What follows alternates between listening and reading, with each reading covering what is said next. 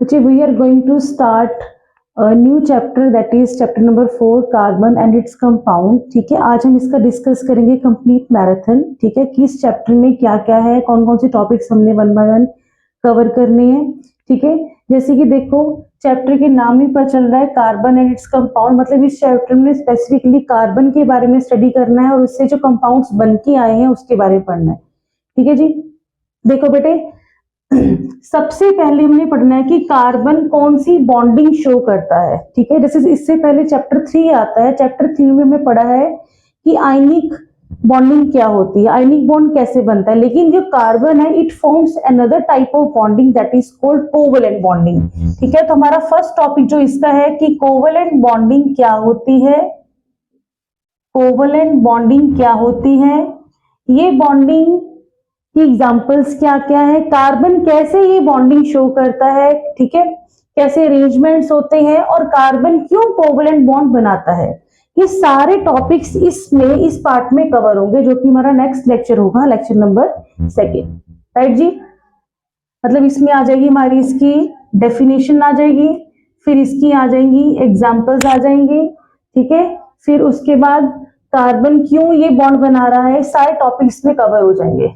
ठीक है जी, second topic हमारा इसमें जो आएगा वो आएगा hydrocarbon, very important topic, hydrocarbons. ठीक है, ऐसे कंपाउंड्स कार्बन के जो हाइड्रोजन और कार्बन से कंबाइन होके बनते हैं, जिसमें फर्दर अगर हम क्लासिफाई करें तो these are of two types, जिसको हम बोलते हैं saturated hydrocarbons and unsaturated hydrocarbons. ठीक है जी, इन दोनों की ही आपको डिस्टिंक्शन आती है, भी डिस्टिंग्विश करके बताओ दोनों में, और इनके एग्जांपल्स के साथ आपसे पूछा जाता है।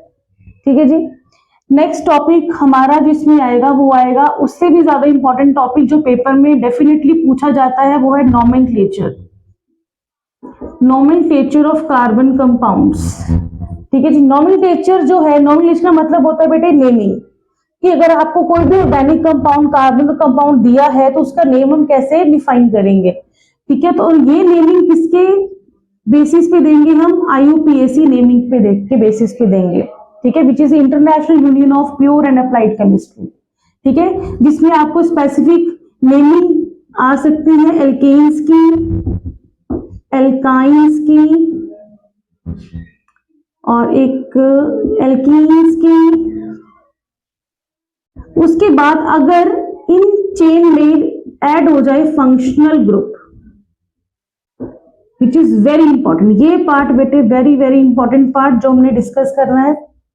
ठीक है जी, उसके बाद नेक्स्ट टॉपिक जो हमारा आएगा इसमें वो आएगा हमारा some important reactions of carbon compounds. ठीक है, जिसमें हम पढ़ेंगे कुछ chemical properties,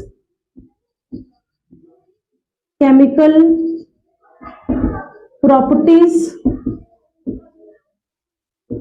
of carbon compounds. ठीक है, on the basis of reactions, जैसे कि नंबर 1 इसमें आती है हमारी ऑक्सीडेशन रिएक्शन, ऑक्सीडेशन रिएक्शन। ठीक है जी, फिर आती है हमारी इसमें एडिशन रिएक्शन, एडिशन रिएक्शन। फिर आती है हमारी इसमें सब्स्टिट्यूशन रिएक्शन, सब्स्टिट्यूशन रिएक्शन। ठीक है, और एक आती है हमारी इसमें वेरी इंपॉर्टेंट, जो फर्स्ट चैप्टर में पढ़ी है आपने, कंबशन रिएक्शन। इनकी आपने डेफिनेशन करनी है, डेफिनेशन करनी है एंड एग्जाम्पल करनी है, मतलब रिएक्शन देके दिखानी है आपको। ठीक है बेटे, और इसके बाद एक और टॉपिक इसमें आता है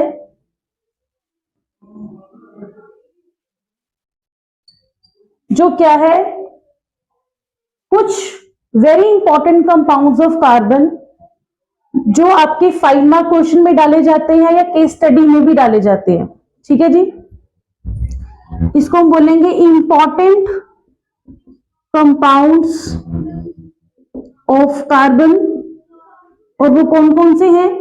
number 1 is ethanol and number 2 is ethanoic acid.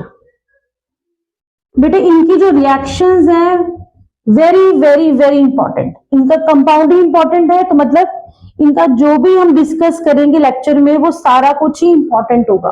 बेटे एक चीज याद रखें, इस चैप्टर में कोई भी पार्ट ऐसा नहीं है जो हम बोल सके कि अनइम्पॉर्टेंट है, भी हम इसको स्किप कर सकते हैं, छोड़ सकते हैं, क्योंकि इसमें एवरीथिंग, चाहे वो छोटे से छोटा टॉपिक है, छोटे से छोटी डेफिनेशन है, चाहे कोई रिएक्शन है, चाहे कोई स्ट्रक्चर है, कुछ भी है, ठीक है, वो सबसे ज्यादा मोस्ट आस्किंग क्वेश्चंस होते हैं इस चैप्टर में से, ये समझिए आप, ठीक है। तो ये कंप्लीट ओवरव्यू है इस चैप्टर का। इनमें ये सभी टॉपिक्स को हम वन बाय वन डिस्कस करेंगे, लेक्चर वाइज आपके सामने वीडियोस आएंगे, ठीक है। Thank you so much.